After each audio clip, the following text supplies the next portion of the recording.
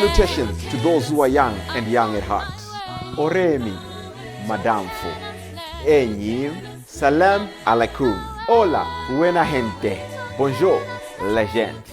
Linja dumelang. Murigaboto. Muliwanji. Murigaboto. Makadini. Karibu. Mwakaitawani. Munotambere. Welcome to Blackview SDA online platform. This is a place where your soul will find rest.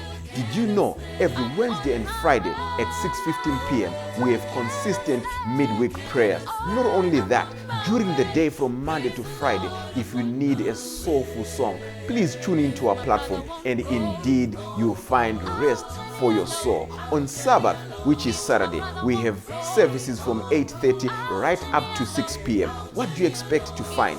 We have got the church at study, Sabbath school, music. It's story time. Even our little ones, the children, will find solace on Blackview online worship platforms. Yes, not only are they going to receive a powerful sermon for them, but including the songs, and they'll sing the songs of Zion in the comfort of your home. Yes, you are waiting for the power hour as we receive the beautiful words, the wonderful words that come from the word of God. In the afternoon, we have got powerful discussions, not only for the young, but even for the old, as we prepare this journey on this planet Earth before the sundown. Yes, there is a sermon that will usher you into the new week as you listen to God speak to you. What are you waiting for? Tell your friends about it. Don't forget to join us on YouTube and Facebook.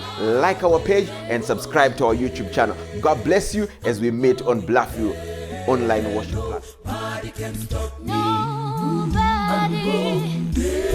you wanna go? I'm going there. Nobody can stop me.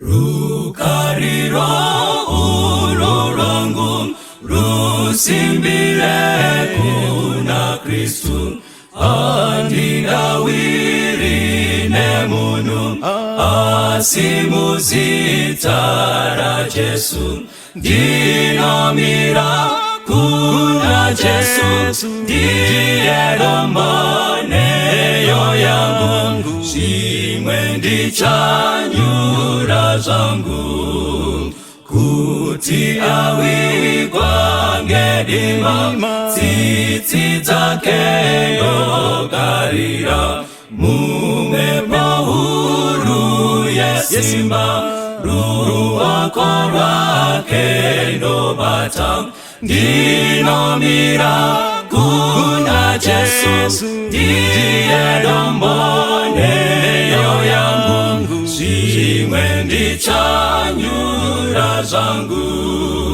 chirangano chake icho nechitsidzo cheroparo zvinondipa rusimbiro pakati pemadambudzo ndinomira kuna Jesu ndiye domboneyo yangu shimwe ndichanyura zangu apo anenge ouya netsuri ichazoridzwa ndinoda kuti ndimire na Jesu parudyi rwake ndinomira kuna Jesu ndiye domboneyo yangu shimwe ndichanyura zangu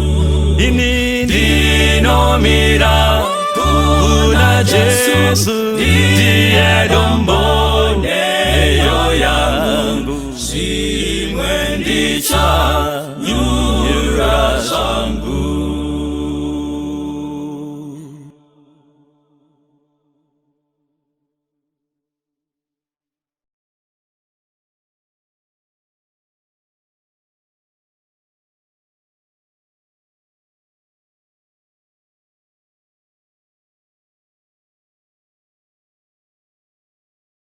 Toda kumukwazisai mose mukati mezuva ranhasi pachirongwa Family Matters patinokurukura maissues ane chekuita nezvemhuri. tiine kutenda paFamily Matters. Tinotenda zvizere kuti iko kana mhuri yakadzikama, kana mhuri iri solid muna Jesu, vachifara, kwete zviya zviri feki zviya, zvikufara chaizvo zvokuratidza kuti iko vakabatana vari pamwe chete, baba namai pamwe chete nevana. Kunamata kunoitawo fulfilling zvakare, kunozadza mukombe. Kunamata kunounza mufaro mukati meupenyu. Asi kana kumba kusina kumira zvakanaka, we always say that paFamily Matters, kuti kana kumba kusina kumira zvakanaka, zvinorema kusangana nevamwe nekunonamata Jehovha. Tinopinda muvazhe dzake tichiremerwa. Kana kumba tasiya riri bvuringo, kusina kumira zvakaiso kunaka, idi kunamata kwedu kunova kwenhema. Asi kana zvakamira zvakanaka, iwe uri muchechetere, mvura yegovi, idi tinoenda mukati mevazhe dzaJehovha tiine kufara, tiine simba. Saka mukati mezuva ranhasi ndanchida kutiko vadiwa vadare venyu vamunoshanda navo vakwazise vateereri nevatariri. Totangira kunoko. Makadii vateereri nevatariri, tinofara kusangana nemi zvekare muchirongwa Family Matters. Zita rangu Mrs. Chinengo. Tinotenda, yes. Makadii vateereri nevatariri, ini ndinonzi Rotina Mafume Musara, Mai Musara. Tinoda kutenda chose, touya kuno. Kwazai vatariri nevateereri kwese kwamuri ikoko, tinofara kusangana pamwe chete zvakare mukati mechirongwa chinechi. Ini ndinonzi Mabande Given, ndinofarira kudzidza nekuziva nekunzwisisa zvine chekuita nekurarama kwemhuri. Tinotenda chose, maita waMabande. Yes. Kwaziso kwamuri hama nehanzvadzi, ini ndinonzi Pastor Mbira, ndiri mufundisi. Sinyoro tauya nawo sekuita kwatinoita mazuva ese. Toda kutenda gono, maita henyu. Inoitwa Pastor Francis Mbira, pamwe chete na gono nehanzvadzi dzangu dziri pano, pamwe chete navo Mabhandi. Tinosokosva marova mbira enyaya kuti abude mumapako, toaisa pachena, torwisana nawo pakupedzisira zvinhu zvojeka. Zvinonzi zviya hazvitaurwe, ndozvatinonyanyoda kuti titaure panapa, nekuti zvisingataurwe, zvinovanziridzwa, zvinovigwa, zvatinongotarisa yongoita kunge mystery, ndo zvaparadza mhuri izvozvo. Asi mukataura maissues ari kunetsa vanhu mukati medzimba, zvacho zvinenge zvakavigiridzwa, zvinenge zvinogara mumatende, zvikabuda pachena, idi zvinofumuka, zvotaurika, vanhu vosununguka, vanhu vosunungurwa naJesu. Ndo chishuwo chedu chatinotarisira papurogiramu ino mukati mezuva ranhasi. Tanga tiine nyaya yakasimba yatachida kuti timbokurukura pamaminutes mashoma atichange tiinawo. Nyaya yatinoda kutaura inyaya yesubstance abuse nekubaya kwazvinoita mukati memhuri. Unoita sei chaizvo kana mwana kana kuti baba vaamusiya dzasukwa, kana kuti iko mai amheno kamwe kavari kufembedza, kana vafembedza vangopedza kufembedza, idi roita bhinya, bhiza rabhema mbanje, pamusha poita bvuringo rinotyisa. Substance abuse yaparadza mhuri dzakawanda mukati mekurarama. Saka ndo nyaya tinoda kuti titsenge mukati mezuva ranhasi. Kana taitsenga toda kupanana simba kuti kana zvakadaro, zvichifamba nenzira yakadaro, idi toita sei kuti tienderere mberi zvakanaka, mhuri irambe iri intact, kunyangwe paine zvinhu izvozvo zvinenge zvatiwira. Saka tangachida kutiko first and foremost, tangachida kutiko titsanangure gono, tibatsirane kutsenga gaviri. Mai Musara, ngatitsanangure kutiko chinombonzi substance abuse chimbori chinyi. What is substance abuse? Yes. Totangana Mai Musara. Yes. Substance abuse kana kuti kudhakwa pachikaranga chedu, kudhakwa kureva kuti kushandisa zvakapfurikidza mwero, ingava zvimwiwa kana zvekudya kana zvekududunya zvatinenge tichisa muviri kana zvekuzvibaya zvatinenge tichizvishandisira pamuviri, tikaona zvava kuenderera mberi, zvava kukanganisa pfungwa zvakukanganisa nyama, zvakukanganisa kuwirirana nekugarisana kwatinoita, kureva kuti munhu anenge ava kudhakwa, plus kuda kuramba uchishandisa zvinhu izvozvo, kuzvishandisa nguva nenguva, pasisina muganhu, kana kuti iwewe usisina simba pamusoro pazvo, izvo zvava nesimba pamusoro pako, kureva kuti wava kudhakwa, wava under the influence of substance. Alright. Okay. Kusave nemwero. Ndakachida kuti tinyatsotanhaura zvinhu izvi. Kudhakwa ngatisanganisei zvakare nevamwe vanotora itori mishonga. But mishonga iyi ongoramba akuida futi. Imwe inotengwa over the counter, imwe inotaurwa kwadhokota, but oenda nerweseri futi akutora mumwe. Ngatinyatsozvipasanurai kuti iko makai acho anyatsoti tswerere zvakanyatsokunaka kuti iko tinzwisise, but matanga kuidunura zvakanaka maimuzara maita zvaka iye zvinezvi ngatibetserai maimuzara tinyatsoipatsanura kuti mukosi wacho unyatsomoneka zvakanaka. Handiti ndizvo here? Yes, vamabhanda. Regai ndisimudzire ipapo ndichiti pane vara riri kuti abuse, alright, then substance. Substance zvinoreva zvinhu zvakagadzirwa kuti zvishandise, alright, then tobva tauya abuse, zvakureva kuti chinoshandiswa but chakushandiswa nemwero nemutoo kana nenzira isiriyo usiriyo, saka chava kuabuswa. Sekuti muchaona kuti kune zvimwe zviri legally zvotobvumidzwa zvishandiswe pamutemo, kozi tafuti masubstance asikatobvumidzwawo zvakare, but saka abuse kwakutora zvinhu zvinobvumidzwa nezvisingabvumidzwi kwakuzvishandisa nemwero usiriwo. Pfungwa hombe iri yekuda kuti kazhinji vanoshandisa masubstance nenzira isiri this abuse kuda kuti vazvisvitse pane imwe level yavasingasviki kana vari ivo pachezvavo, vazvise pane imwe level yavasingasviki kana vari pachezvavo, sekuti munhu anofunga ndogona kuwana chivindi kana ndikanga ndamwa doro rakawanda ndobva pasemenzaniso, saka kuabuse kuti ndiswe pane imwe stage ndiri ndega ndiri normal hazvinyatsi kundisvitsa. Saka hanzi vamwe vakutoti mawise waters, mawaters of wisdom, because kana anyatsoanwa anotanga kutaura chirungu. Thank you, my turn. Yes. Glue rakagadzirwa kuti tishandise kunama mapepa edu, bhutsu dzedu dzatichisona nezvakadii, but abuse manje kune vechimanje vakutora vorisveta kufembedza, saka that's abuse now. Alright. Thank you so much. Chinhu chakagadzirirwa zvachakagadzirirwa, tatora mutoka, tatora gaviri rekuti iko kune zvinhu zvakagadzirirwa chimwe chinhu.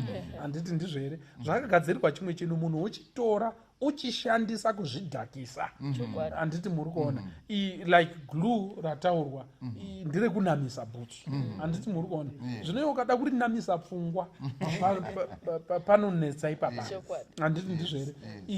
Pastor, you want to say something? I know.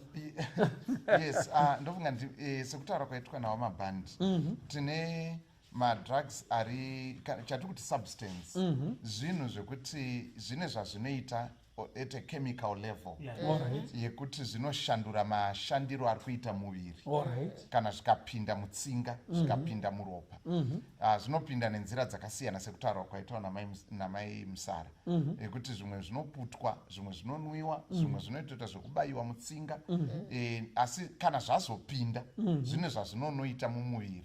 Saka zvazvinonoita izvozvo ndozvinogona kuva zvinenge zviri kufarirwa nemunhu uyu kuti achive kana kuti aite kana kuti anzwe zvaasingakwanisi kunzwa kana zvisimo izvozvo. Saka kune ma-illegal ekutoti haatenderwi kuti munhu ashandise, and then kuti ma-legal ndo ataurwa kuti kune ma-over the counter ekuti munhu anogona kunotenga mapiritsi ake kunyange musupermarket, kozoti pane ma-prescription ekuti hautogoni kutenga kana usina kunyorerwa tsamba, kunyange mari uinayo yakakwana, nekuti avanozva kuti ane simba, mishonga ine simba yekuti inoda kuti zvizikanwe kuti iri kushandiswa zvakaita sei. Saka substance abuse ndo sekutaurwa kwazvaita kuti taakushandisa nenzira isiri iyo, pada mwero wasiyana pane zvinotenderwa kunzi zvinogona kushandiswa. Kana kuti tiri kushandisa zvisingatotenderwi kuti zvishandiswe. Zvese zvine zvazvinoita pakukanganisa utano kana kuti mafungiro, mararamiro nekuwadzana nekuyanana kwatinoita nevakatikomberedza. Munoziva mukati iko gono titsanangurirei chinhu. Vanochidonongora nekuduhumura zvakanaka. Gono, one day wisdom is going to kill you. I'm telling you. Sure. Thank you very much. But kuti tiunze zvese zviri kutaurwa ndivateereri. We don't want to complicate anything. Tiri nhasi tikuda kutaura nezvinotsvagwa kuti zvimwiwe, zvingamwiwe murima, zvingava mapiritsi, zvine chekuita nekuti iko munhu araradze, ati dhii negotsi nekudhakwa. Ndo zvatinoda kutaura nezvazvo mukati mezuva ranhasi. Hanzi zvinoita kuti munhu astike, kungoti handiti muri kuona nayo chiripo, mwanakomana wamuinaye pamba. Muri kutaura kuti sadza raibva iri ichidya akangoriti akadzvondora neziso ndo zviri kuitika mukati medzimhuri. Now zvinoafecta sei mhuri and all that. Second up tazvitaura pano pafamily matters. Maichinengo tibatsireiwo tichiri kudefina nekunyatsofushunura kuti vanhu vaone kuti iko tiri kuda kutaura nezvechinyi. Tinotenda. Ndinoona sekuti nyaya yabatwa zvakanaka, ikatsanangurwa zvakanaka kubva maimusara vachitanga nevateera mumashure.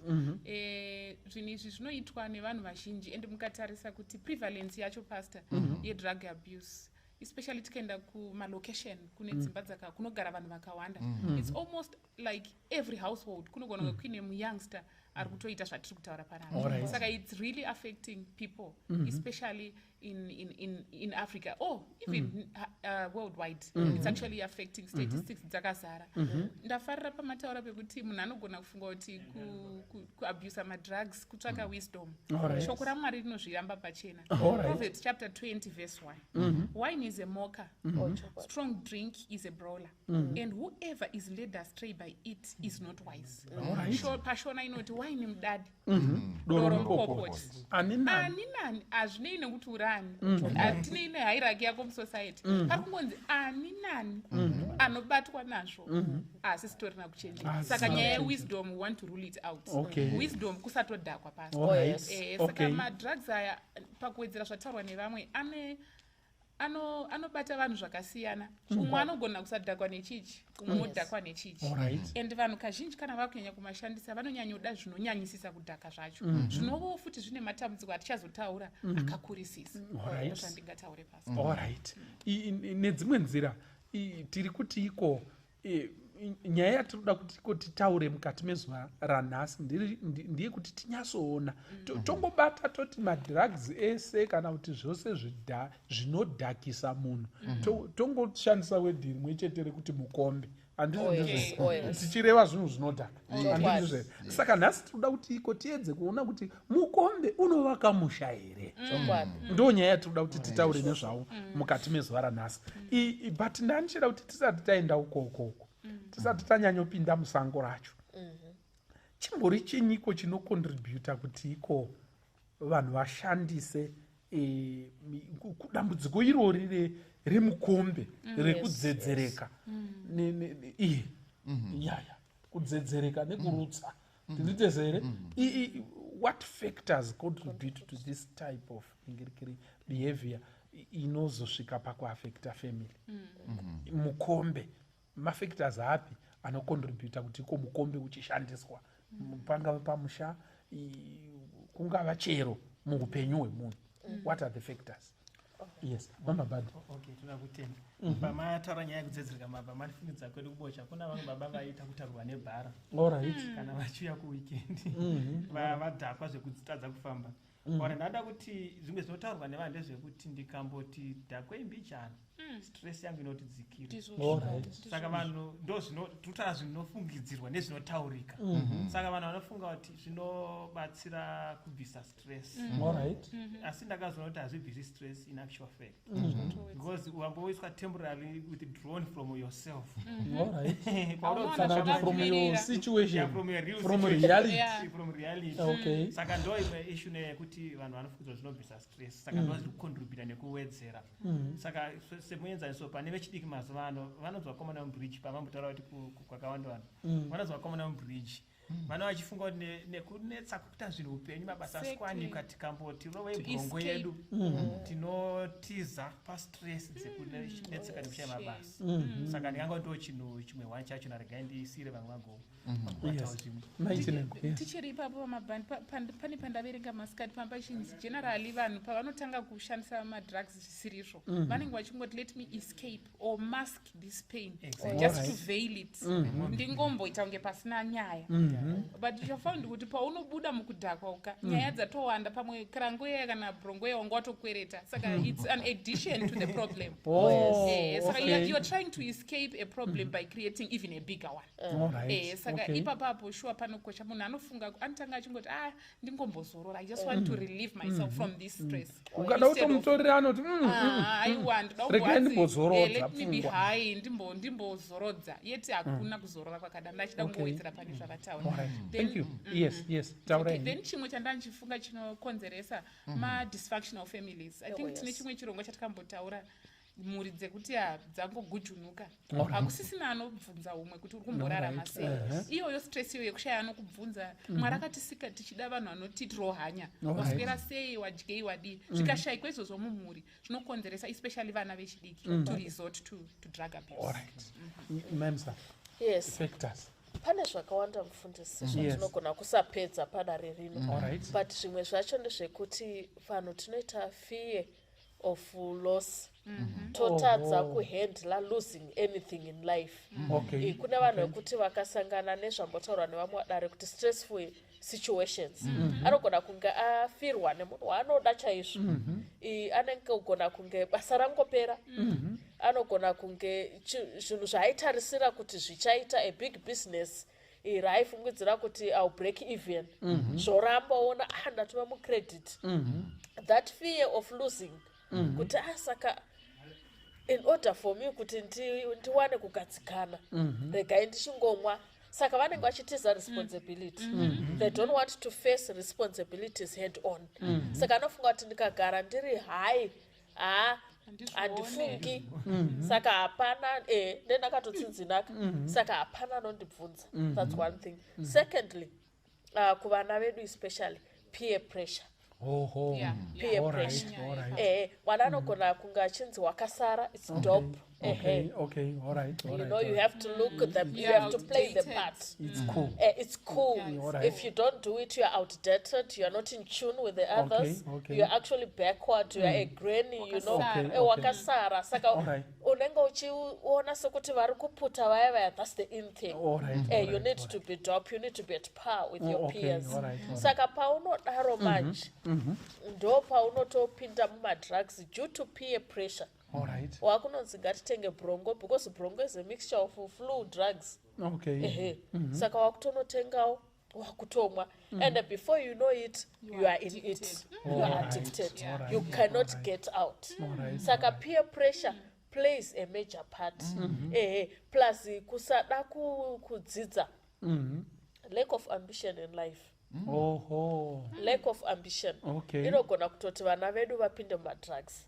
Hapana chavachatarisira. Hapana kuti ndakafa kudhara. Ndakatofa. Hatombofunga kuti the future is not where they are. Future iri kumberi. Saka lack of ambition inoita kuti uite zvese zvaunogona and that affects the dreams. Alright. Peer pressure, mataura peer pressure. But inonzi pressure rudziko yekuona munhu asiriyo peer. But munhu waunongoyemura but maybe atori mukuru kwauri handiti muri kuona but nekumuyemura but uzoona ari kuita izvozvo handiti muri kuona idolizing. Zvinobuda mumaTV taiti kuti kauna ticha wedu pane umwe ticha wandaifarira chaizvo kuprimary taiti tikamuona pasmoking break paya pekuti kwanombobuda akasvika tai yake onyasoti nemechisi kwapu waingoti wakomana musi wandinoita ticha weininika handiti muri kuona ndo mabatiro andichaitawo mudzanga saka pane vamwe vanhu vatinoita look up to vanga vari vabereki vedu vanga vari mastars handiti mtv and all that it seems like vanenge vanongotigamuchidza zvese zvavanotoita vanotigamuchidza zvakangodaro tomba tangozvigamuchira amene tigono yes. What are the other factors? Ndonga kuti maadverts chaiwo ane simba. Mukaona kuti makambani anogadzira zvinhu zvakaita fodya, anogadzira anobika doro nezvakadaro, vanoisa mari zhinji yekushambadzira zvinhu zviyezvi. Mari havangoisi, havasi kusungirira mugumbo rengwe kana vachidaro vanoziva kuti ichadzoka. Saka izvozviya zvokuti pfungwa dzinoramba dzichingoratidzwa izvozvo dzichingoratidzwa kusvikira pfungwa inombotanga ichazvisema nekuzviramba kusvikira inoguma yazvigamuchira. Saka kushambadzirwa kwazvinoitwa zvobva zvanzi kana ukaputa mhando yefodya iyi, it makes you cough like a cowboy. Saka zvokuti munhu anobva ati I want to cough like a cowboy. Asati amboona cowboy in real life. Ameno kana pamwe sitori macowboy takafura tichifudza mombe. Saka izvozvo ndofunga ndo zvimwe zvezvinhu zvinoita kuti zvidaro. Although pakuzoikosora kwacho kunozouya dzimwe nguva hakusisiri kwecowboy unenge wakuti zvokosora ngone mapapu erata munhu ari kukosora kuita kweti chinonzi chipembwe kukosora continuous nekuti zvinenge zvakanganisa muviri. Saka ndofunga kuti ndo chimwe chezvinhu nezvataurwa kuti mumamuvi nekuda kwokuti ndo munoratidzwa wacho anenge aritori champion wemovie ndiye anenge akaruma mudzanga throughout. Saka izvozvo zvinoita kuti vanhu pfungwa dzevamwe dzikwezwe dzibatwe nezvinhu zvakaita saizvozvo. Vamwe vanhu vanogona kungofunga kuti it's just for purposes of socializing. Handisi kunwa nekuti asi kungoti kwete kuti ndashaya zvekuita kana kuti I lack ambition. Asi ndokwatosangana nevamwe ndokwatotaurawo kuti izvi zviri kuitika unotobata madhiri unotobatawo madhiri networking and so on. Vamwe votozoguma vatopinda muchikirimbani chaicho chezvinokora nezvinobata nezvinodhaka zvakadai. Saka ndo zvimwe zvezvinhu zvinotitungamirira kwakadaro. Alright, thank you so much. Ndangachida kuti titaure neissue yenhingirikiri yekuti macomplications api anowanikwa mumhuri kana paita mumwe ari kukundwa nemukombe. Yes, ari kukundwa nezvinodhaka. Ndezvipi ndapi makomba ane rima anopinda mumhuri anowira mhuri kana mumwe wavo wangave baba angave mwana mukomana kana kuti mwana musikana kana mai vakubatwa nezvinokora izvozvi zvavati dzvi. Macomplications api anopinda mukati memhuri?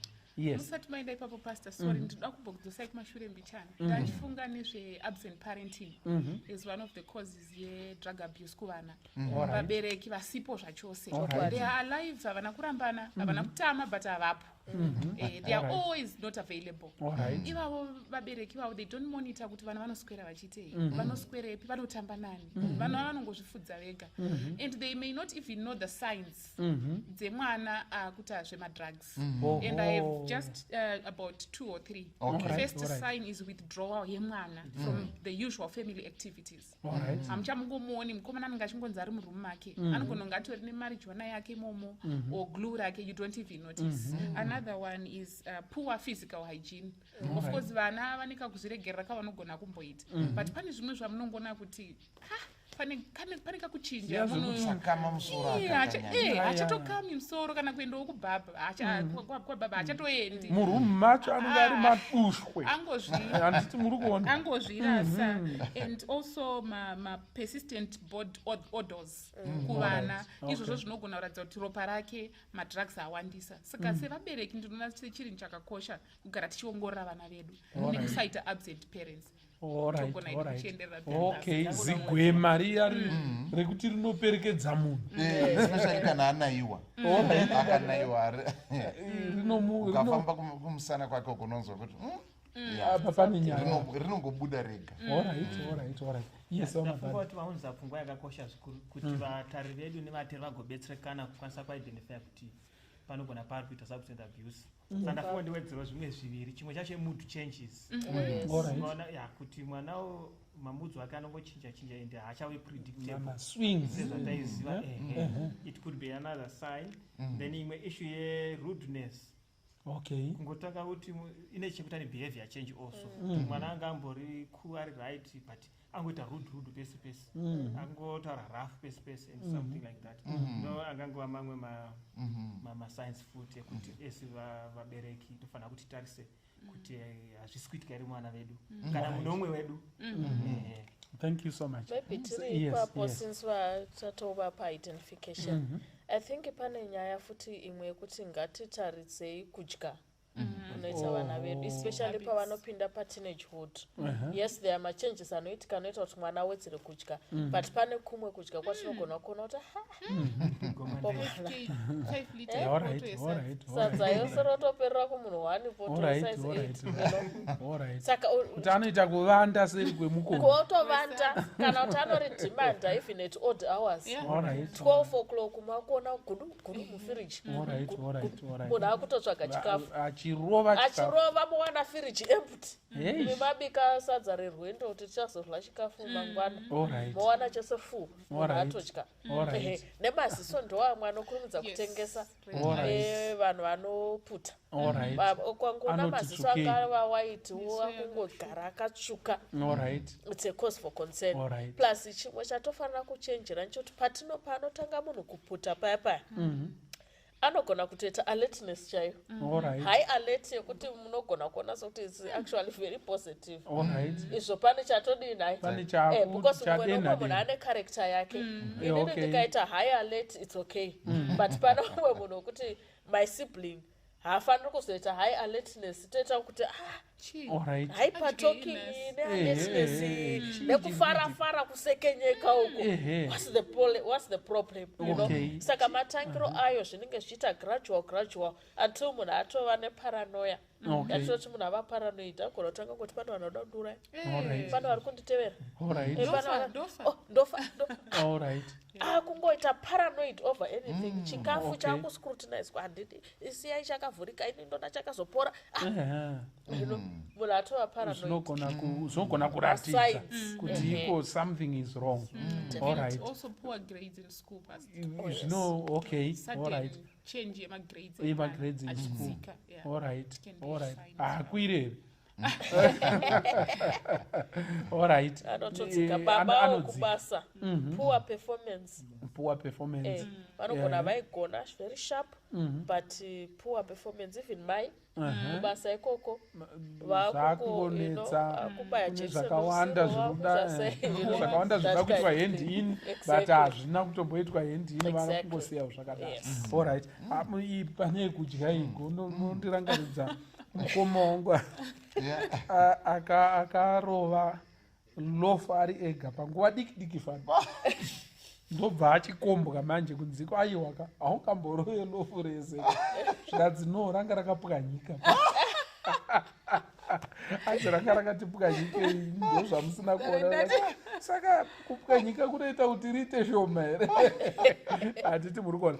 So those are some of the things zvatinofanirwa kutarisa pavana kana kuti paspouse yako chaicho pamunenge muchigarisana. But kana vanhu musiri yekuwana nguva yekudonongorana, nyaya yekunyatsotarisa mwana, yekuona character development and changes in moods nekaitiro nekatauriro and all that, zvinotoda mubereki anenge aripo. Saka point yamai Chinengo, very important. We need to be available, we need to be there for our families. Zvakakosha izvozvo mukati mekurarama. Ngatichiendai pama-complications that are brought, zvinhu zvino makomba matema anowira vanhu kana mumwe aakushandisa mukombe, kana munhu aakushandisa zvinodhaka, abatwa nazvo aamuranda wazvo. Ndezvipi zvinhu zvinouya seshamhu dzakungokurovai nekuda kwecondition iyoyo? Chii? Yes, wamababa. Toda kutenda. Tichikura kune kambo kataimboimba kainzi mumba musina Jesu hamuna rugare, munongopopotwa mazuva ose. Kwai pamberi pacho baba vanobva kudoro, mai vanorohwa. Ndokaenda ipapo. Saka inadongotaura ndeyekuti abuse inobva yava prevalent mumba imomo. Inogona kusimuka. Physical chaiyo, physical chaiyo yekutoti ndopari kunzi nekambo kataimboimba kare. Mai vanorohwa kana baba vachibva kudoro. Ende ndine sad story yaitika next kwedu paMutare kwatambogara uko. Ndo zvaitoitika chaizvo. Pese pangomwa baba chete. Mai kana vana pane hwana anorohwa. And it was a very sad situation. Kuti mai pane pavakatombonyatso kukuvara chaiko. Saka ndingoti ndo imwe effect yekuti mumba munogona kutanga kuitika abuse. Because mumwe aamulevel isina vamwe vanhu. Saka even a very slight mistake can be magnified. Ndaita chiro chihombe zvokonzeresa panoise yakaita seiyo. Then chimwe chinhu chingangoitika ndecheperformance yevana kuzvikoro yataurwa iyo inotanga kuaffectika yotsikira and is also negative. I think regai ndimbosira ipapo. Okay. Yes, Mai Chinengo. Ndachida kuti urombo chaiwo past. Unowandisa pamusha. Nekuti chinoita drug abuse, you soon get into an addiction. And addiction hainei nekuti une mari yekauti hauna pacho. Haizvizive izvozvo. Once you are dependent on a drug, you need it whether you are bankrupt or you have a fat pocket. Saka wabatwa nehavi yekuda kutora zviya zvaunotora, ende zvizhinji zvacho mukazvitarisa zvinodhura. Mukatarisa vanhu vari mubhizinesi rezvinhu rekutengeswa kwezvinhu izvi pasta, vanowana mari zvakawanda muindustry ivava. Vanowana mari yakakura. They charge a lot. A spoonful of a certain drug can cost thousands of US dollars. Because vanoziva kuti uri pahuku yeaddiction. Saka whether you have it or not, you will buy. You are desperate. Customer they are desperate. Saka they do anything. Saka tichataura nyaya yeviolence yataura naElder. Nenyaya yekuba chaiko. Vana vazhinji vanopedzisira vakuba. Even baba chaivo vanenge vakutoba, whether vari kubasa kana mai, kana as long as you are addicted to drugs, watongova mbavha. Saka urombo chaivo unouya past. Number one, unogara wakadhakwa, hauna nguva yekushanda. Wabatwa nehaviya unoda kuba. Vabereki vazhinji vari kuchema nevana. Vachitenga kwatanga rain season, mbeu vatenga mbeu yabiwa. Chingopfuurira anosuplya zvese mukomana wepamba pasi. Fertilizer unayo, majob, magamboots ababa atora. Hovhorosi chaiye anoba chinotengesa. Muda hovhorosi, muda ndiro, muda. Saka mhuri dzinotambudzika. Yes, they supply everything. Saka urombo unonyanyisa kuwanda mumhuri. Nekuparamurirwa zvikwereti chaiko. Munogara muchingoripa ngozi. Nhasi azonditorera foni yangu maripa. Saka hakuna kufambira mberi kunoita mumwe panyaya dzezveupfumi. Saka hakuna rugare muimba yatorwa nemukombe. Hakuna past. Mai Musara. Ichokwadi zvataurwa kuti ma-effects pafamily. Family tesitasira kuti vanhu vanodanana. Vanhu vakaungana vachitori nepfundo rerudo. Asi chinoitika pa-substance abuse ndechekuti vanhu vanova irresponsible. To be irresponsible kusvika even pakutotsvaga vakadzi kana vasikana vakawanda. Promiscuity and infidelity in the family inotanga kupinda zvekuti zvinorwadza ma-family members. Saka chinhu chokuti we should guard against substance abuse. nekuti tinoluza responsibility yataurwa namai Chinengo yefinancial chaiyo kuti imi muri kuti vana vanofanira enda kuchikoro umwe munhu ari kufita madrugs ake saka family disintegration yatodinai yatotanga kuti mapa mwana mari yeschool fees haichasviki okupai risiti rwefeki kuti ndadi ndabhadhara iye agamugadzirirwa murodhi iyo mari yaenda kupi kumadrugs mozofonegwa kuti mari haisati yabhadharwa plus iye wacho hauyi everyday kuchikoro kwacho kana kuti ndiye anenge atori prefect wemuskanzwa the whole school saka zvinotirwadza as families as a family unit vamwe futi zvakare vanotanga kutorova vabereki ivo vari vana mubereki anoda kumutsiura ko uri kuitei bhagu because hausisina sense of reasoning morality yako inodonhedzwa nedrug abuse so hausisina that sense of respect chero vanhu vakuru unotuka chero kuchechi unogona kutotuka vanhu pese uri kungonyadzisa saka zvinogwadza saka nemamazwi mukombe zvinodhaka zvinoundura munhu nekumudzikisa kuita chinhu chisina maturo order yaenda andepana Genesis chapter 19 ndafarira zvataurwa namai Sara kuti morality chainodzika tinosangana verse 30 tichidzika tinosangana ne2 daughters of Lot vakaita sei vakadhakisa baba vavo handiti vakaita chivindi chekurara nababa vavo inorema nyaya ipasa inogona kuti inokonzeresa incest in families nyaya vanhu kana vadhakwa vane chivindi pastor ambuya chaivo vanotukwa nemukwasha wasvitsa kutsima akavasiya vachera mvura akadhakwa ende mangwana asobha anonyepera kunge asiri kuziva zvaakaita achihwanda kuseri kwei saka vanhu vane zvinhu zvizhinji zvokuti ndafarira nyaya yekudzika kwemorality unopedzisira usisiri munhu. Imagine sleeping with your father. Saka pane zvimwe zvivindi zvinowana vanhu pakuabusa madrugs voita zvimwe zvinhu zviri illicit zvatisingagoni even kutaura pachivhitivhiti. Ndakaudzwa nevamwe sekuru wangu achiti kwanzi iko paunoenda kubvawa paya musukuru hanzi unenge usina kutomborongako zvinhu zvakawanda but hanzi paunonwa painde yekutanga yechipiri hanzi kune yechitatu uko zvivasikana zvawasvika zviri zvimambuya iti zvimambuya hanzi zvinoenda zvichinaka hanzi dzimara twese twatumara hauchaoni mambuya aya dzamhandara handiti muri kuona. Saka ndiri kuda kubata point yama muchitaura kuti iko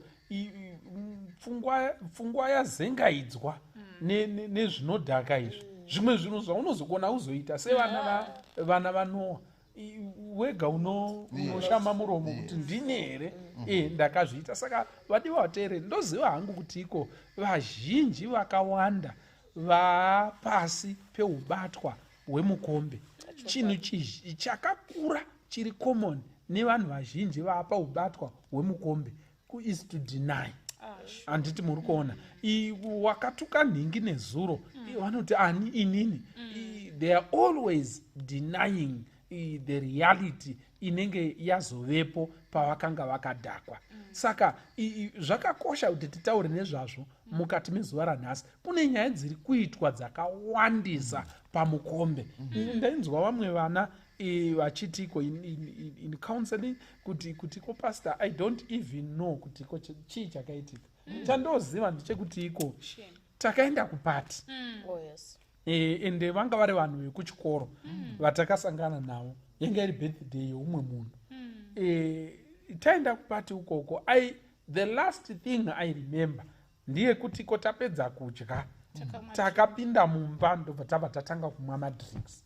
Inini semunhu wekuchechi handiti muri kuona ndaimwa hangu mafanda handiti muri kuona but the next thing ndeye kunzi iko ndiri kutotsanangurirwa kunzi iko waakune rumwe location ndiri mumba mumukomana wandakadzidza naye kuti iko zvakaitika manheru but what I know ndezvekuti iko I was sexually abused.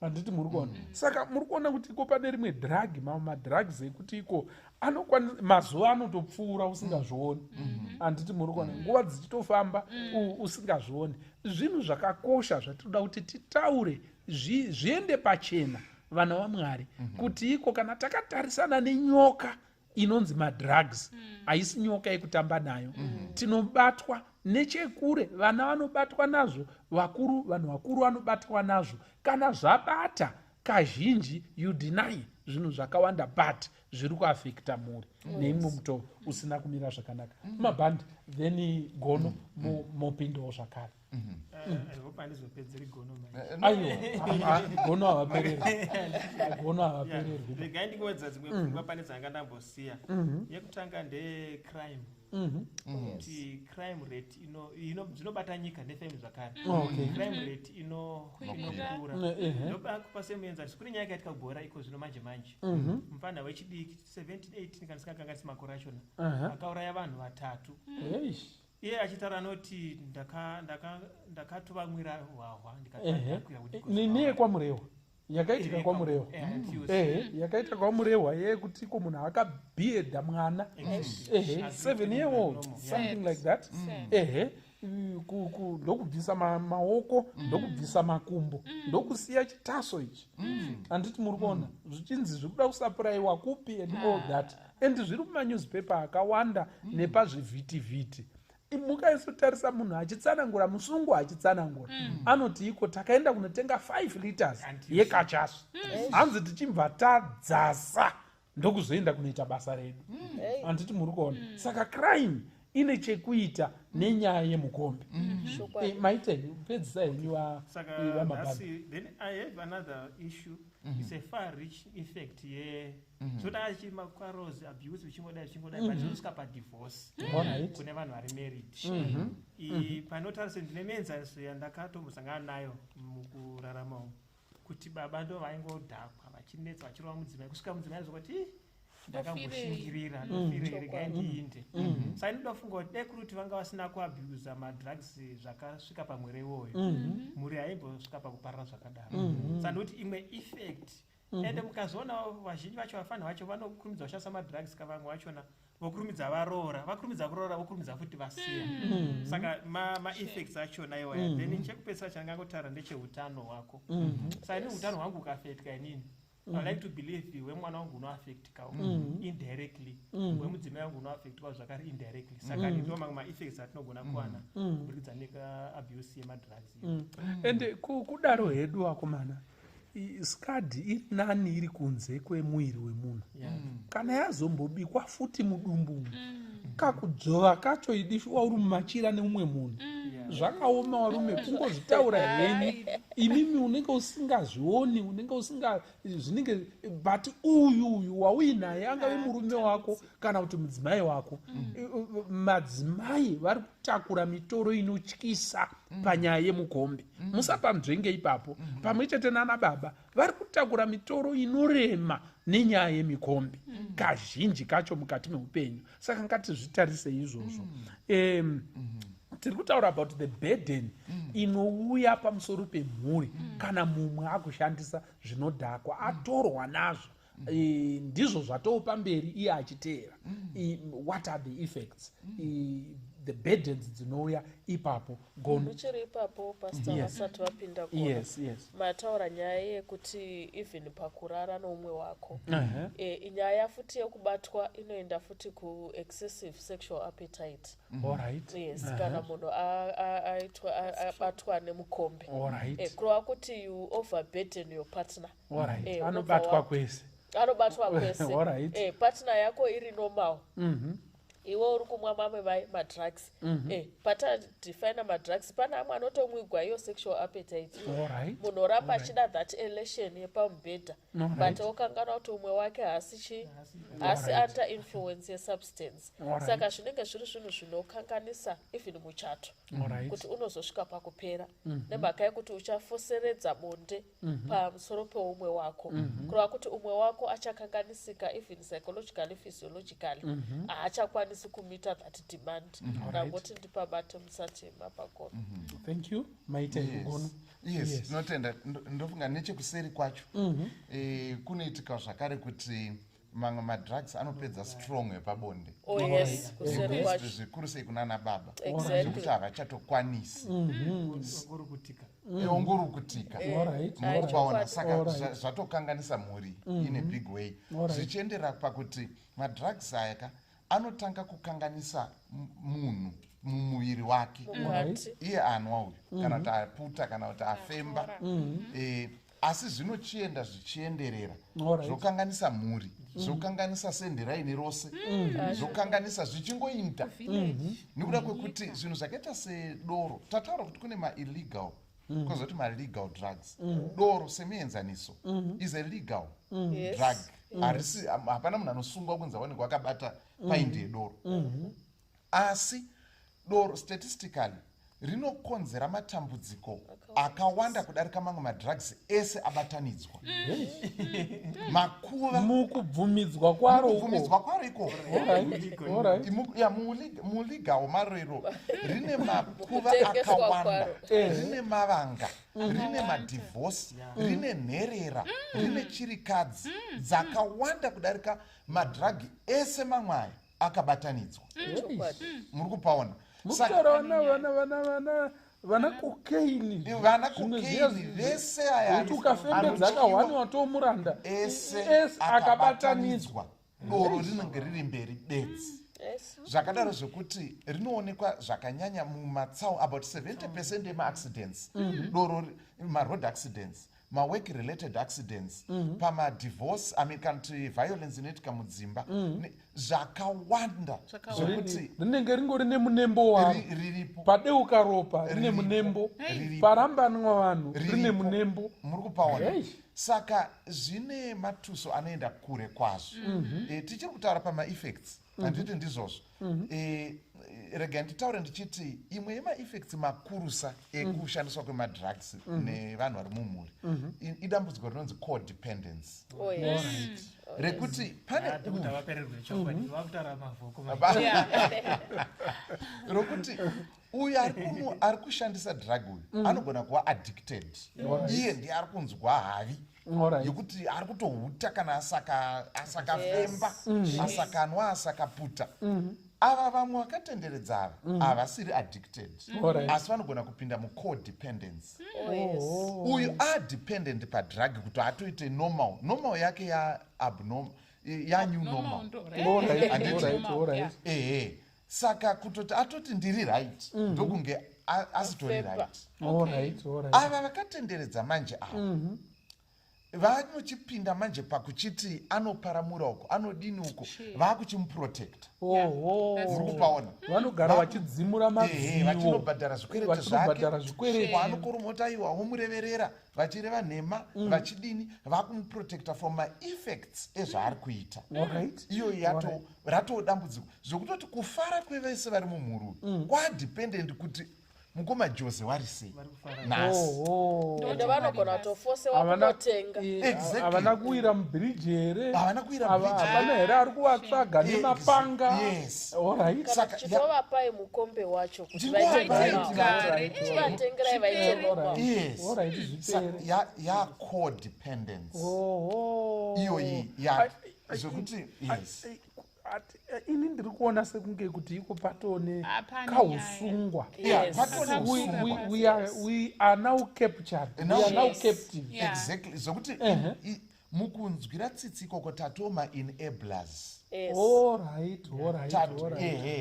isusu mukuti aiwa ndimukoma joe ensoni tichivavhikirira nekudii nekubhadhara zvikwereti zvaparamura nekudii zvese takutovakurira dariro rekuti vanyatsa kuita vakutoziva kuti ndine mastakeholder vanoita kuti zvinhu zvangu zviite sei zvifa mama vachauya vanhu ava kudaro hava kuzvavari kuita mujeri mandiri but mai vangu vari kuuya ndikubuda manje nendatobuda pana muri kupaona saka zviri kuitwa mukuti this is a family member but in the process tiri kutouraya munhu muri kupaona. Saka iyo yekuita codependence idambudziko rakakura kuti saka as a family todii, tongosiya here, tongoendesa kumapurisa here, saka mhuri yatopinda pari very difficult kuti tinopaita sei.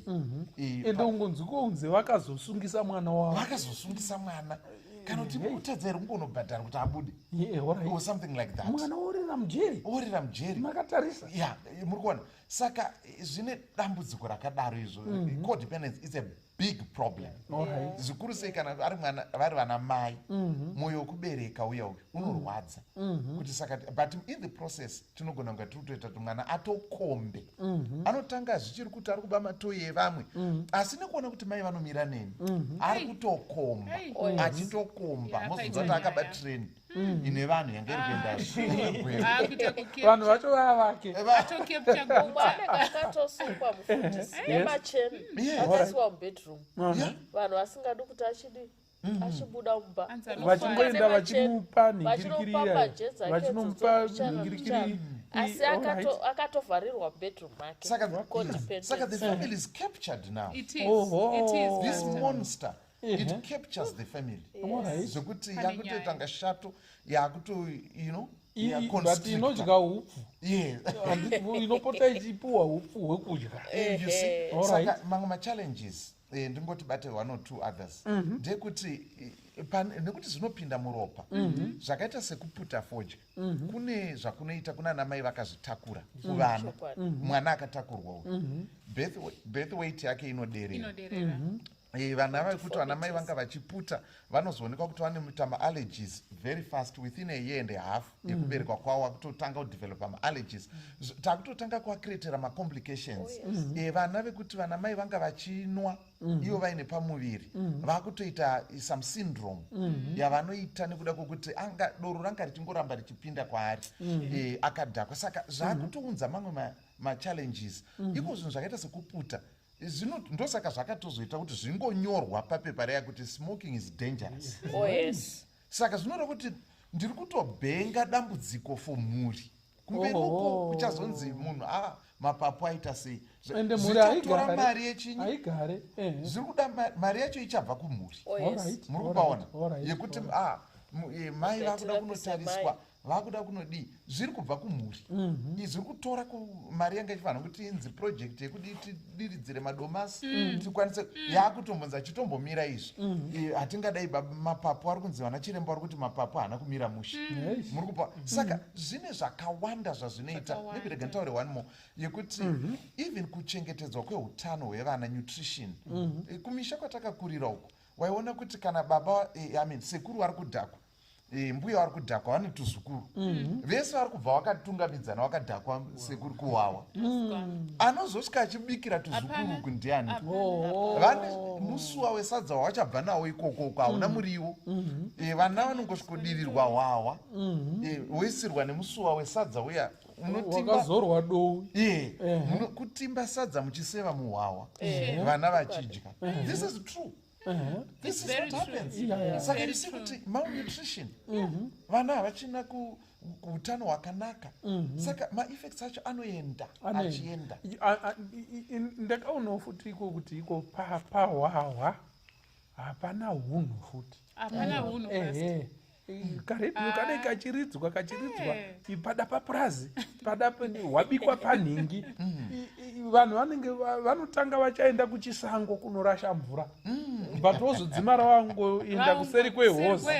Handiti muri kuona, kana hwanyanyisa mumusoromo vanenge vangoti wabva ipapa pamberi ipapa, ende vanopotedzana seri kwehozi ukoko vanenge vachisvikoonana futi. Handiti hazvisina kuti mukadzi wani kana kuti mukadzi wepi, inenge yangowo ndepi seri kwehozi, vomborova variko.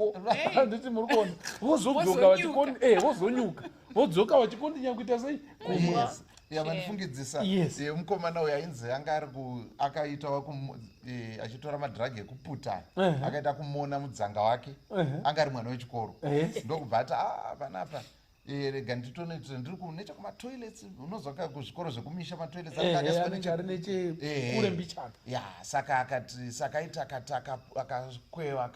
akakwekweta umbobuda otarisa panze kuona kuti hakuna here ari kuuya odzokera hanzi dzakazoti dzamudhuma manje akanga akuputa ari panze akakwekweta ombopinda mutoireti odongorera mutoireti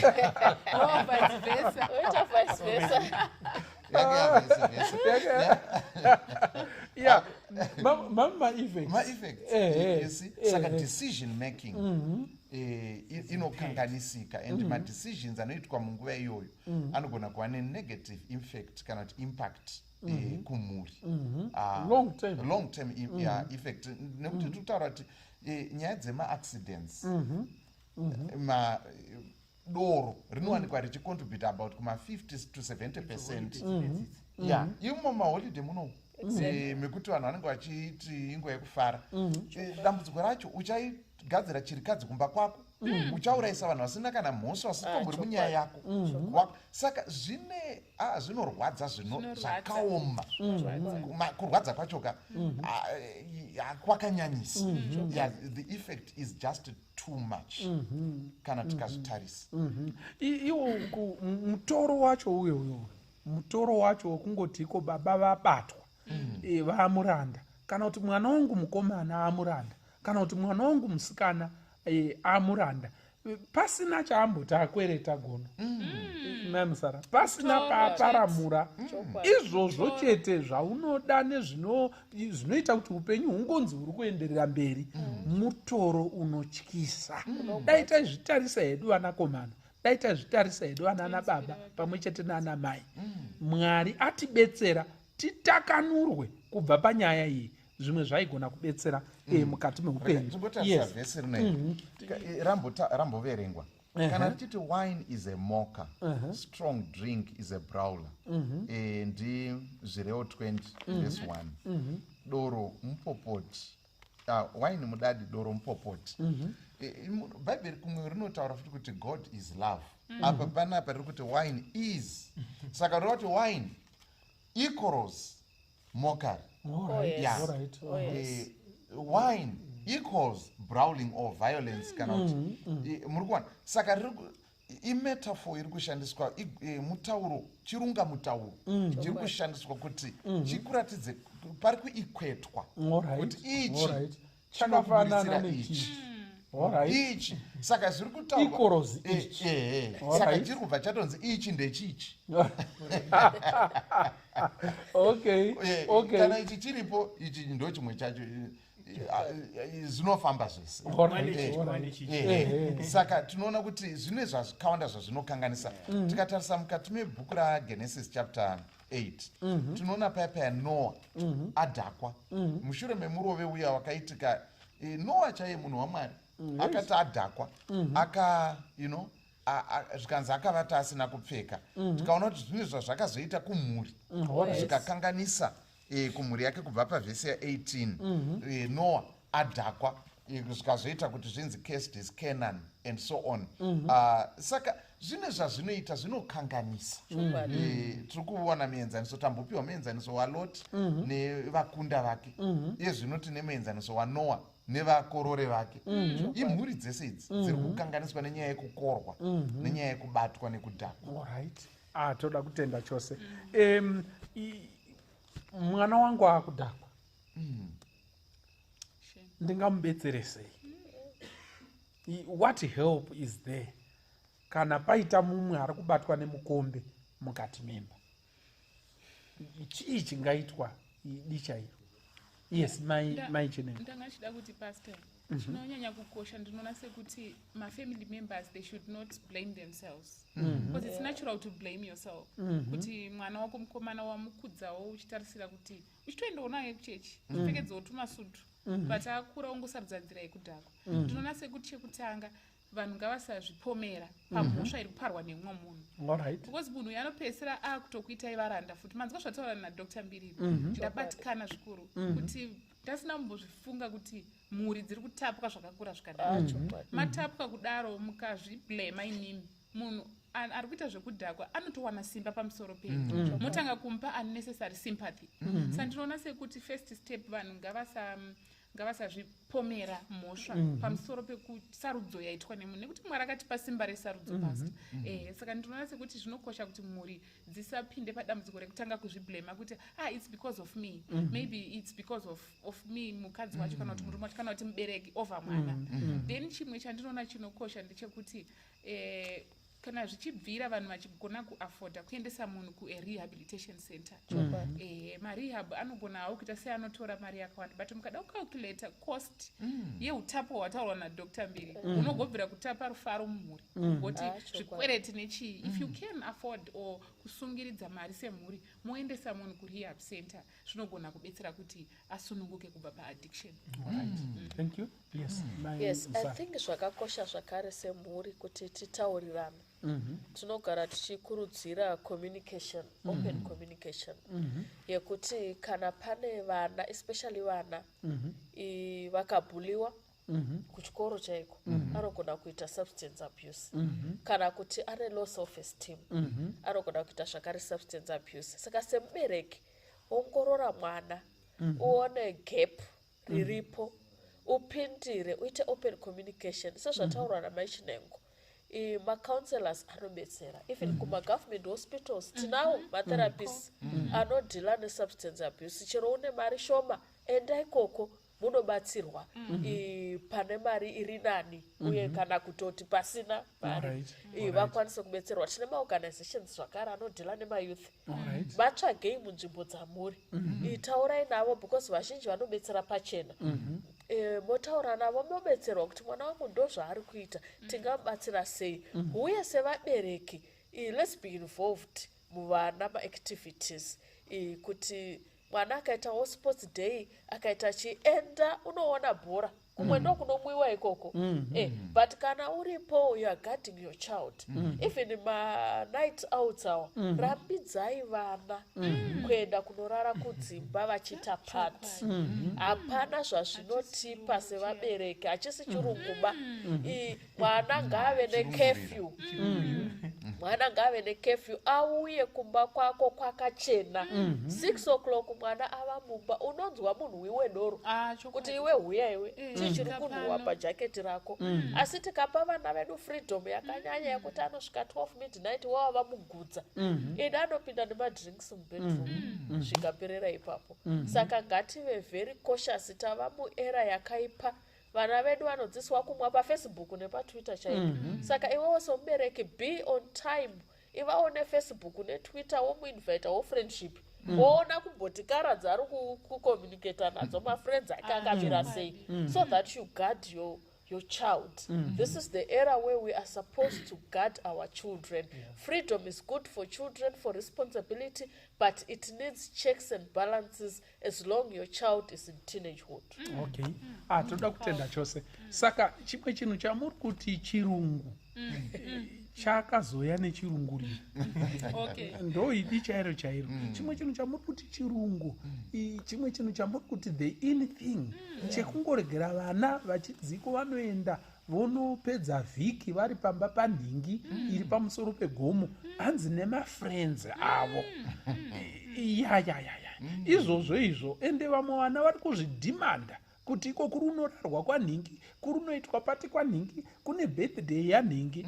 Kana mukasanyasozvitarisa kuti iko chii chiri kuitika mukati meupenyu, mokopira gotsi muchiti mwana wangu ndokuti azivo kuve responsible nekuziva nyika. Idi seri uko kunengwe vanenge vakamirirwa nadhiabhurosi nemweya yakaipa kuti vashamwaridzane vaende ukoko. Saka ngwarirai nhaurwa idzodzidzi, tibatsirane mukati meupenyu. Vana vanotoda kufudzwa nekuchengetedzwa nekunamatirwa nekudzorwa, kana kutoita kuchachurwa. Pamwe pacho anotoda kubvutwa mukanwa mamupere, zvoita sekunge zvamurwadza, but amen, but ngatipatarise ipapo mukati meupenyu. Now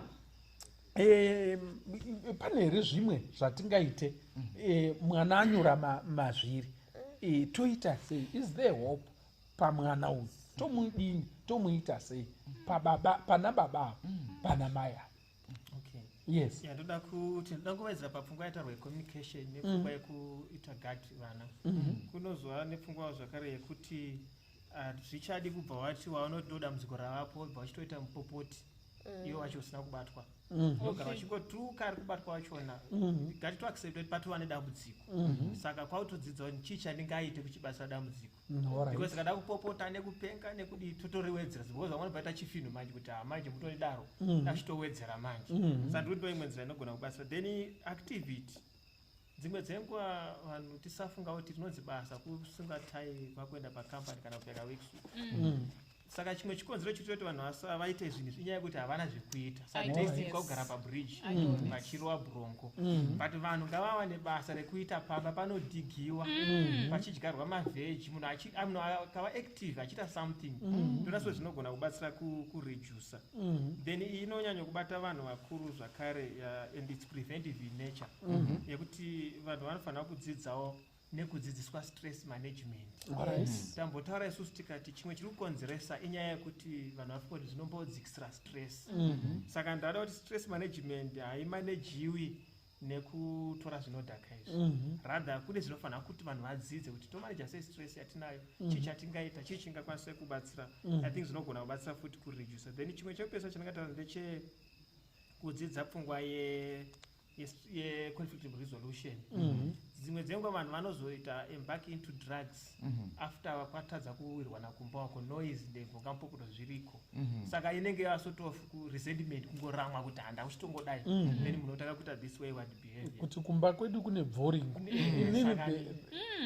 regai ndikomwa handiti muri kuona I need to escape mukaona zviri kumba kwedu zvinonetsa I think point iyoyo yakakosha then chekupedzisira kunewo mabhuku akanyorwa togona tisati ane mari dzekuenda but kune mabhuku akanyorwa ndinomwe wacho ane akawanda on anti-smoking anti-drug abuse and so on ekuti togona kungoverengawo ndoma-apply intelligently kubatsira mwana kana kubatsira mwe wangu saka I think vanhu vanogona kutsvaga even painternet yangachataura panzvimbo yekuti tiwane zvinhu zvisi right togona kugoogle anti-smoking books anti-smoking totowana information toverenga then toedza kubatsira mwana kana imwe partner yangu inenge ichishandisa madrugs zvisirizvo maybe kuwedzera ipapo pastor pane yavataura yeresponsibility toda kungotaura nevadiwa vateereri kuti rubatsiro runouya kana uchinge wabvuma kuti une dambudziko tinoziva kuti pane vazhinji vakatarisa chirongwa ichi anogona kungofunga kuti pakukanganwa kwaari kuita kusava responsible handichiri right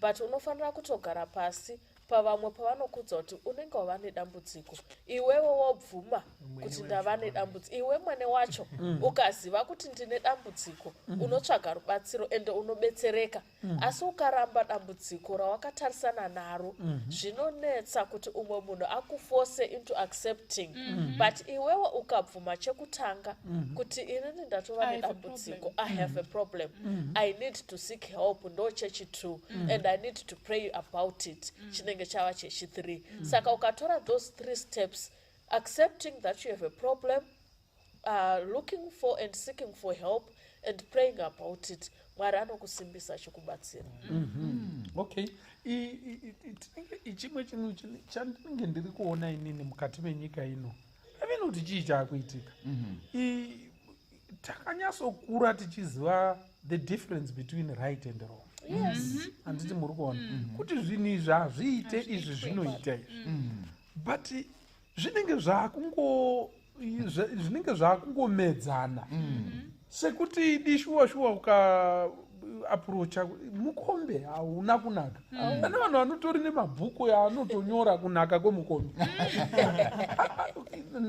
nai chiremba chimbotibatsira iwo shuwa hapasisina here chinhu chinonzi chakaipa kana kuti chakanaka handiti muri kuona kaya kakungoti iko ndo zvinofanira kutoita vana ifreedom ozvidzidzira kuti nyangwe iye wacho akabatwa nemukombe anenge aine mabhuku muri wakadai so ekunzi hapana chakamboshata pamukombe konda ndaita sei handiti muri kuona chiremba imbotibatsirai panyaya yekuisa mhute kubatanidza makomo maviri rimwe rinonzi mountain wrong nerinonzi mountain right tiri kukanda mhute roita kunge gomo rimwe chete todiniko nezvinhu zvakadaro yes I think ipfungwa inokosha zvikuru yamabata nekuti nguva nenguva unonzwa vanhu vachitaura kuti but ini ndakaverenga this other article yaitaura kuti zvitori right, it's good for your heart kupota uchimbonwa and so on. Saka kune zvakadaro zvinoitika.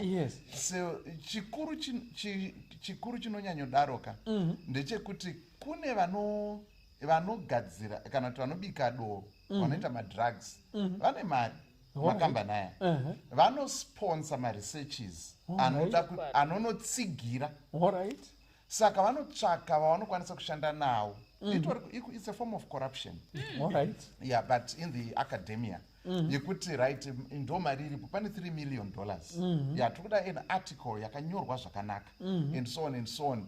Saka kana iri kubva from a reputable scientist or a reputable institution yobva yanyatsokuiswa mu a peer reviewed journal and things like that zvinoita mutsindo muri kupaona kuti kana kuine vanga vakuita kakukadzika vanowana bango rekunozendama naro rokuti aiwa zvakatotaurwa izvi kuti zvitori good for your heart. Saka zvakakosha kuti tive nekuchenjera kwakadaro kwekuona zviri seri. You see, nekuda kwokuti hazvinongokwana kuti ndaverenga article from a scientist. Scientist anogona kunge ari kutosponzwa kuti anyore that zvinoitika izvozvo izvo. That happens izvozvo zvinoitika. Saka ndo zvinozoita kuti tichiite mhute manje taakubvitishaya kuti saka panoperera mount wrong namount right tozongoguma tati I think zvakangofana so nemountain it's okay. Nechimwe chinhu chandakaona zvino izvi ndechekuti besides kusponsa izvo zvinhu zvekunzi iko imbonyora article zvinenge zvine chekuita nekuti iko zvakare mazuva ano pane vanhu vanenge vaakutosponzwa kumira nezvinhu zvakaipa. Handiti muri kuona kungonzi zvakataurwa naMwari kunzi zvakaipa iyoti anouya nedivi rekunge aine mari anenge aine mota dzese dzinodiwa dzinonzi dzinoitwa nevanhu vane mari obva aita celebrity rinototyisa oacceptwa nevanhu but mozonzwa kuti iko ane tsika yakati. Handiti muri kuona but tsika iyoyoyo yocelebratwa yakafukidzwa munyaya yekunzi kana zvichiitwa nanhingi mati zvakaipa here ende obva atoshingirira. Handiti muri kuona pakutarisa kwaunoita muzvivhitivhiti uchaona kuti panenge patori neurongwa hwakanyatsa kurongeka chaiko wekutoti pane kune zvenhau nekune maprogramu anoonekwa nevanhu vakawanda muri kutoiswa vanhu vakadaro ivavo vanenge vari kutoita nharo nezvakataurwa naMwari. Saka ndo vari panokontroliwa panobuda neinformation. Saka pane kuti iwe mass information mass deception yakuitika. Saka zvakakosha kuzvichenjerera nekuzviona nekuti zvabuda mutv saka ndizvo. I think zvichakakosha kuti timire pashoko raMwari nekuti shoko raMwari richiri kungotitaurira semienzaniso pana zvirevo 23 zvikanzi who has who ndiani kwane matambudziko who has sorrow who has contentions who has complaints who has wounds without cause who has redness of eyes those who linger at the wine those who go in search of mixed wine do not look on the wine when it is red when it sparkles in the cup when it swirls around smoothly at the last it bites like a serpent and stings like a viper. Your eyes will see strange things and your heart will utter perverse things. Yes, you'll be like one who lies down in the midst of the sea or the one who lies at the top of the mast saying, they have struck me, but I was not hurt. They have beaten me, but I did not feel it. When shall I awake that I may seek another drink? Rababharasi irikupera iri pahangover kana waita kunotsvaga wotangazve.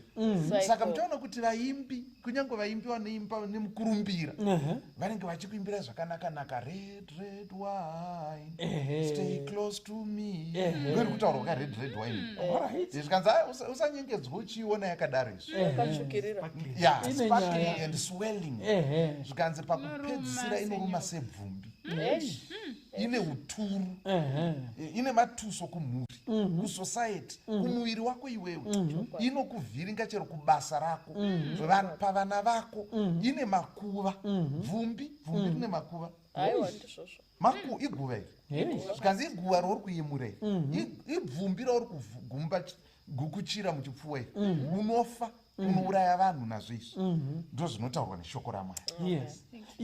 But munoona kuti iko patakakura kune taiona mafirimu aiiswa pa chipepa chacho chaidhindwa mutauni chobva chaiswa pamadziro apa, mafirimu akanga ari ekumfu, imwe emabhaisikopo.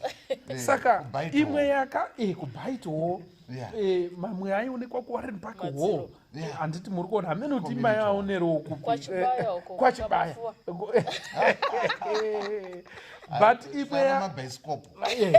imwe yakanga ichitora mbiri mazuva atakakura yainzi drunken master.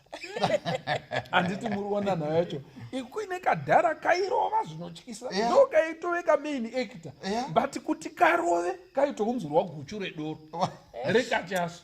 Handiti kotomboratidzwa karohwa kachiita kunge kaparara, kachiita kunge kaita sei, kuzongokandirwa guchu koti dzutu vakomana munhu airohwa.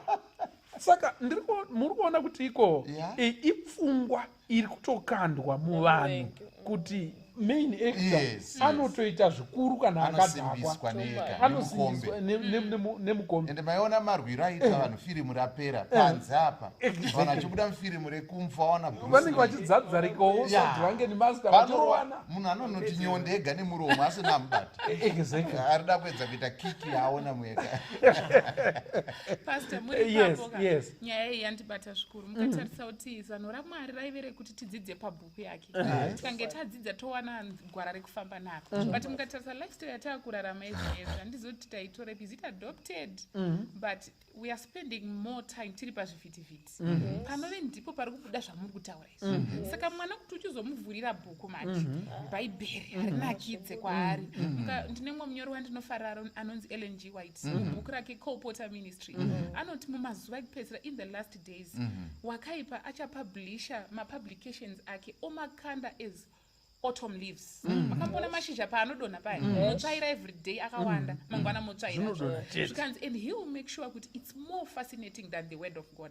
Saka mukatarisa ngatingoti takagara nevana womupa choice kuti unoda kuona movie here kana kuti unoda kuverenga Proverbs chapter 4.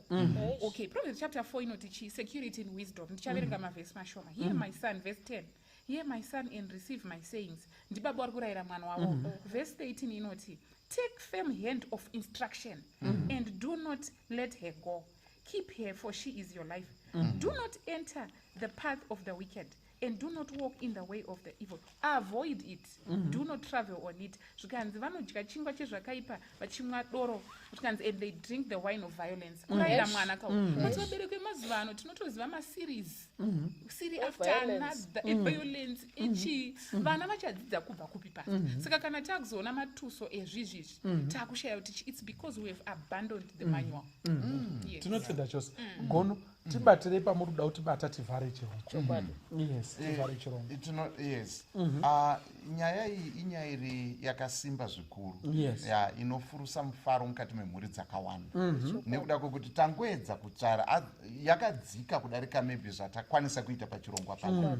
Asi chatiringotaura ndechekuti inyaya ine matambudziko mazhinji, yakaparadza misha mizhinji, ine makuva mazhinji, ine mavanga mazhinji, inokanganisa mhuri. Nyaya yekushandisa zvinobata, zvinokora vana misombo, vana brongo, nezvimwe zvakawanda zvine mazita atisingapedzi.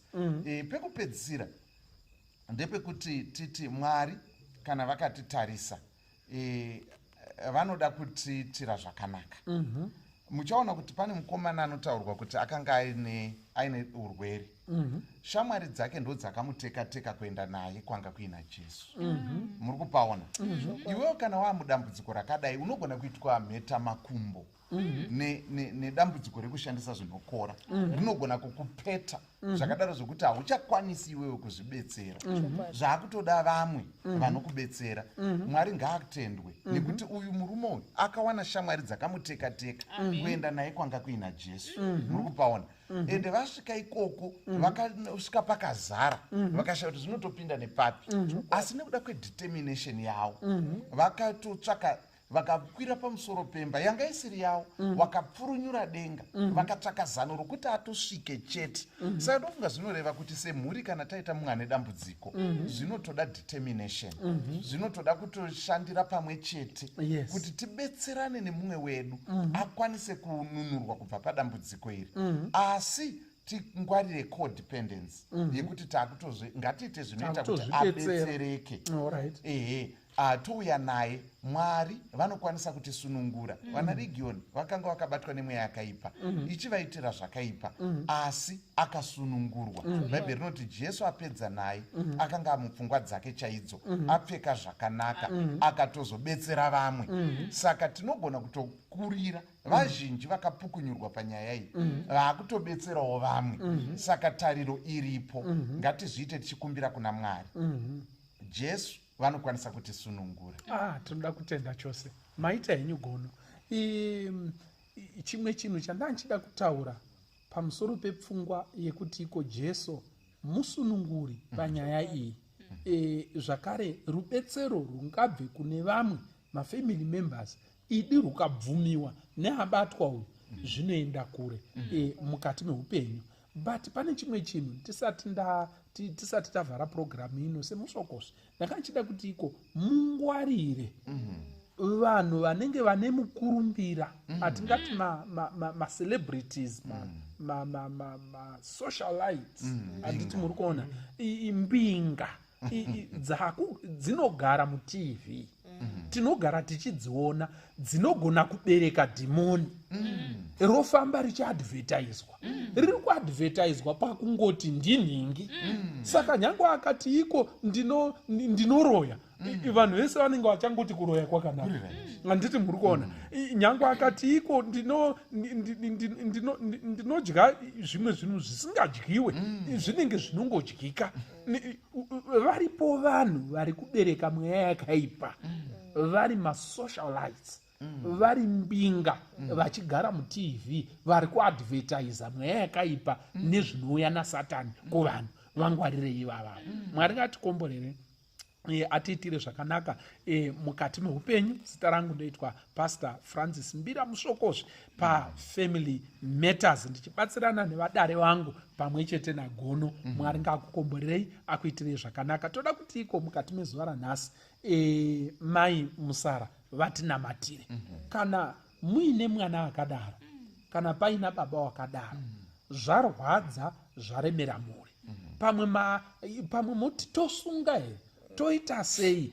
You have been derailed kubva pagwara rakanaka ramamuchifamba, asi dambudziko iri rakugujunurai, rakukandisai mapfumo pasi. Muruda rubetsero runobva kuna Mwari. Pada ndiwe uri kutodhakwa wacho, unotiko Mwari ndibatsirei. Mwari chindirangariraiwo, ndanyadziswa zvakwana, ndakuda kufambira mberi nemhuri yangu zvakanaka. Pada mwana uri kutiko ndanyadzisa nekurwadzisa vabereki vangu, vamwe vari kutosvika pakurwara pakuenda pamapiritsi nekuda kwenyaya idzodzidzi. Vanotiko Mwari ndibetsereiwo, reach out and touch my hand. Kana uripo wakadaro ngatidzinzuye tinamate pamwe chete. Nai Musara. Mutsvene wakarurama tidangokudanai panguva ino, tichikutendai Jehovha netsitsi nyoro dzamunadzo kuumwe naumwe akatarira chirongwa chino ari kunetseka nenyaya yemukombe Ishe wangu wamasimba, nenyaya yekudhakwa zvaparadzanisa mhuri. Jehovha tidangomuunza pamberi pechigaro chenyu chemutsa Mwari kuti munzwireiwo tsitsi Jehovha wangu kururama, muimuitirewo zvakanaka Ishe wangu wamasimba, mugare mukati mehana yeumwe naumwe, muite kuti vawane rubatsiro panyaya inorwadza zvakadai, nyaya yaputsa mhuri dzakawanda, nyaya inokanganisa muviri wemunhu, nyaya inokanganisa even chitendero chemunhu nekutenda kwamuri Ishe wangu wamasimba. Naizvozvo toda kungounza wese ari padambudziko iri Mwari kuti dai vangatarira kwamuri, nekuti kwamuri ndokwavanowana rubatsiro rwakadzama. Chivabetserai Jehovha, umwe naumwe angava vana vari mukati medzimba vashungurudza vabereki Jehovha, dai mungawana imimi masolutions kumhuri iyoyi iri kuchema. Vangave mai vari kutambudzika nenyaya yemukombe iyi vakabatwa Jehovha, zvava kukanganisa mhuri yavo, pada zvimwe zvakutoda kutoti mhuri dziputsike. Tinongoya pamberi pechigaro chenyu chemutsa zvakare tichiti Mwari vaitirewo tsiye nyoro, muvadzikinure panyaya iyoyi. Vangava baba vemhuri vari kutambudzika Jehovha wangu, vari kunetseka nokubatikana nenyaya yemukombe iyi, tinongoiunza pamberi pechigaro chenyu chemutsa. Ishe tinoziva kuti inyaya yatekeshera yapararira, sometimes inotoadvertiswa positively zvekuti yakwezva mwoyo yevazhinji, but isusu toda kungonamata Mwari kuti itai kuti tive newisdom mukati menjere dzedu, itai kuti maziso edu asaona zviri padhuze asi aone zviri kure. Mutidzikinure Mwari osamasimba ose, mutibetsere Jehovha nevana vedu nemhuri dzedu kuti tibve padambudziko irori, nevasati vabatwa vapei simba kuti vasawira mudambudziko irori, vagare nemhuri dzavo, tichigara tese tiri pakufara, tichichengetedzana takamirira kuuya kwenyu kwechipiri. Tonamata tichitenda muzita renyu rukasingaperi. Amen. Amen. Tinotenda chose Mwari ngakukomborerei akuitirei zvakanaka. Amen. Wanga waenda kuna Jesu yere, wasambwa muropa renyenye, unosimira mutsa wake ere, wasambwa muropa renyenye, wasambwa muropa rohere nyenye, moyo wako wakachena oyere, wasambwa muropa renyenye, unofamba naye mazuva ese, wasambwa muropa renyenye, unozorora kuna Kristu ere, wasambwa muropa renyenye, wasambwa muropa rohere renyenye, moyo wako wakachena oyere, wasambwa muropa renyenye, kwambo asvika unochena here, wasambwa muropa renyenye, wagadzirirwa dzimba dzekudenga, wasambwa muropa renyenye,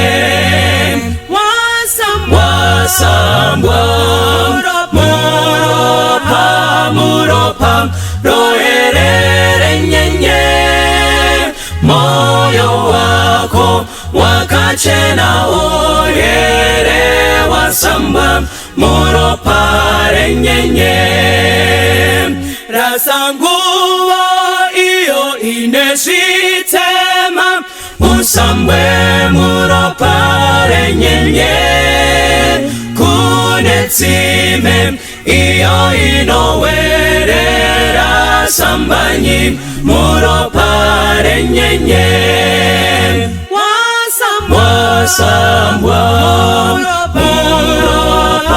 muropa rohere renyenye, moyo wako wakachena oyere, wasambwa muropa renyenye,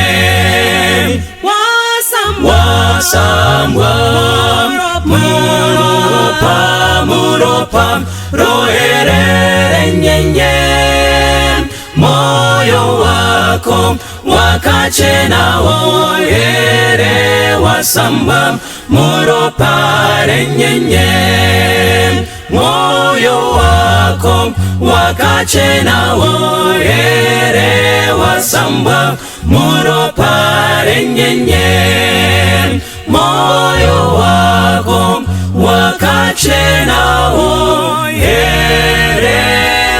wasambwa muropa renyenyeri.